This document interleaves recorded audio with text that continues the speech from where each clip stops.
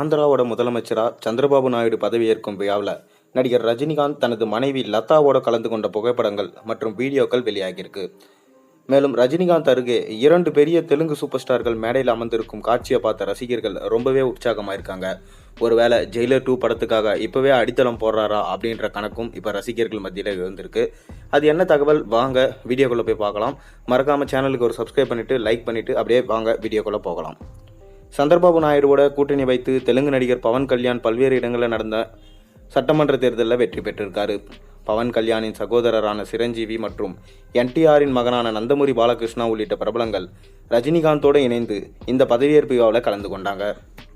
Super star Rajinikanth, Chiranjeevi மற்றும் பாலகிருஷ்ணா அருகருகே அமர்ந்துள்ள காட்சியை பார்த்த ரசிகர்கள் அதனை சோசியல் மீடியாவில் அதிகம் ஷேர் செஞ்சுட்டு வராங்க.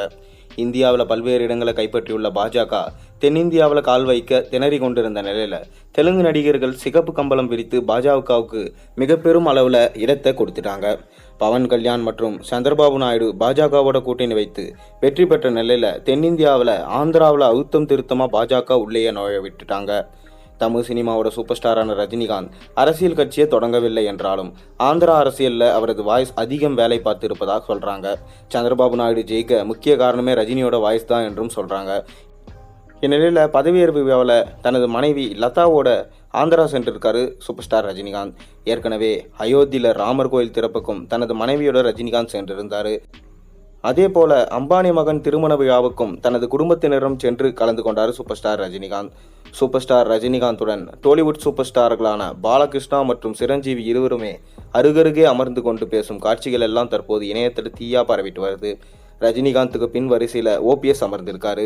நெல்சன் இயக்கத்தில் வெளியான ஜெயிலர் படத்தில் மோகன்லால், சிவராஜ்குமார் உள்ளிட்ட முன்னணி நடிகர்கள் ரஜினிகாந்தோட இணைந்து நடிச்சிருந்தாங்க. வேட்டையன் படத்தில் அமிதாப் பச்சன், ராணா ரகுபதி மற்றும் ஃபகத் ஃபாசில் நடிச்சிட்டு வராங்க. இந்நிலையில் ஜெயிலர் 2 படத்தில் சிரஞ்சீவி மற்றும் பாலகிருஷ்ணா ரஜினியோட இணைந்து நடிக்க அதிக வாய்ப்பு இருக்கிறதாகவும் அது குறித்து தான் தலைவர் மேடையில் பேசி கொண்டிருக்கிறார் எனவும் ரஜினிகாந்த் ரசிகர்கள் கமெண்ட் போட்டுட்டு வராங்க. லோகேஷ் கனகராஜ் இயக்கத்தில் அடுத்து உருவாக உள்ள கூலி படத்திலையும் பக்கத்து ஸ்டேட் முன்னணி நடிகர்களை லோகேஷ் கனகராஜ் கொண்டு வந்தால் சிறப்பாக இருக்கும் என்றும் சத்யராஜை மட்டும் வைத்து படத்தை நகர்த்த முடியாது என்றும் ஏகப்பட்ட கமெண்ட்டுகள் குவிந்து வருது. விரைவிலே ரஜினிகாந்தோட இருந்து அடுத்து யாரெல்லாம் இணைந்து பணியாற்ற இருக்காங்கன்றது நமக்கு தெரிய வரும். நீங்கள் 3 சூப்பர் ஸ்டார்களும் ஒன்று சேர்ந்து படத்தில் நடித்தா எப்படி இருக்குன்றதை மறக்காம கீழே கமெண்ட்டில் சொல்லுங்கள். மேலும் சேனலை சப்ஸ்கிரைப் பண்ணுங்கள், லைக் பண்ணுங்கள், பெல் ஐக்கனை ப்ரெஸ் பண்ணுங்கள்.